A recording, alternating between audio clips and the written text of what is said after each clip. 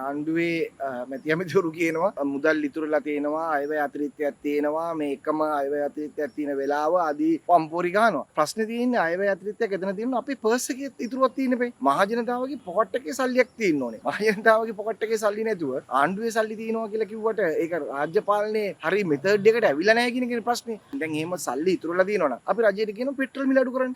100,000 සංඛ්‍යාත ජනතාවට පාසුවක්නේ. අර කැන්සර් හොස්පිටල් එකට බෙහෙත් නැහැ. සෞඛ්‍ය ඇමති පිළිගත්තා මේ ඔක්කොම බෙහෙත් අපිට සපයන්න බෑ කියලා. අපිට සල්ලි නැහැ කියලා. ඉතින් මහජනතාවට බෙහෙතුත් නැහැ. බෙහෙත් ගෙන්නන්න විදියකුත් නැහැ. මහා භාණ්ඩාගාරේ සල්ලි තියෙනවා. එහෙම නැත්නම් මේ කෘෂි කර්මාන්තයට අවශ්‍ය බීජ ටික දෙන්න. මේ මොනවා හරි මේ දෙයක් කරන්න ඕකේ සල්ලි පුරවන්න ඉන්න එක නෙමෙයිනේ. අපි කියලා තියෙනවද රජයට සල්ලි අතිරික්තයක් මුදල් අතිරික්තයක් තියන් ඉන්න කියලා. විඳලා තියෙන්නේ ජනතාව පහසුකම් සපයන්න කියලානේ. දැන් බලන්න නගර සභාවල කුණු ටික එකතු වෙන්නේ නැහැ. ඩෙන්ගු රෝගේ හැමතැනම පැතිරෙනවා. අන්න ඒ වලට විදන් ඒගොල්ලෝ ඩොලර් ඕනේ නැහැනේ. ඒ තියෙන මුදල්ම විදන් කරලා ශ්‍රම බලකායක් දාලා මේක සුද්ධ කරන්න එපේ. එහෙමවත් කරන්න බෑ. කියනවා සල්ලි ඉතුරුයි කියලා. ඒ නිසා මේක වෙලා තියෙන්නේ ආණ්ඩුවට තියෙන ප්‍රාග්ධන වියදම්. වියදම් කරගන්න මොලයක් සිස්ටම් එකක් නැහැ. ඒ නිසා ප්‍රාග්ධන වියදම් වලින් 120ක් ගිහිල්ලා නැහැ. අර 180 ඉතුරුයි. අන්න ඒකයි ඔය භාණ්ඩාගාරයෙන් මේ මැජික් කරා වගේ පෙන්වන්නේ. ප්‍රාග්ධන වියදම් ලැයිස්තුව හැදුවේ මේ රජයේ මේ රජයේ ඉදිරිපත් කරපු අය වෙයි ඉන්නේ. එතකොට වියදම් කරන්න ඕනි විදියක් තමයි කියලා හැදුවේ. වියදම් කරන්න ඕනි ක්‍රමයක් හදලා දැන් කියනවනම් ඒක වියදම් කරන්න ඕනේ නැහැ කියලා මේ මුල් ක්‍රමේ වැරදිද? ඒක අපි අහන්න ඕන ප්‍රශ්නයන්නේ. මේකේ මට පේන හැටියට ওই විදියේ නෙමෙයි වෙලා තියෙන්නේ. වෙලා තියෙන්නේ ප්‍රාග්ධන වියදම් කරගන්න බැරුණාම පල්ලෙහා ඉන්න කාඩර් ඒගොල්ලෝ අය ඔය අපිට කුණුහරුපෙන් බයිනෝ සෙට් එක කියනවා. අන්න සල්ලි ඉතුරු වෙලා මාර අරුමයක්. සල්ලි ඉතුරු වුණාම අරුමයක් නෙමෙයි මහත්තයෝ. සල්ලි ප්‍රාග්ධන වියදම් තියෙන්නේ වියදම් කරන්නේ. ඒ වියදම් කරන්නේ ඒ ආර්ථික විද්‍යාත්මක කාරණා තුළට. ඒවා එකහු කරලා හදලා තියෙනවා අය.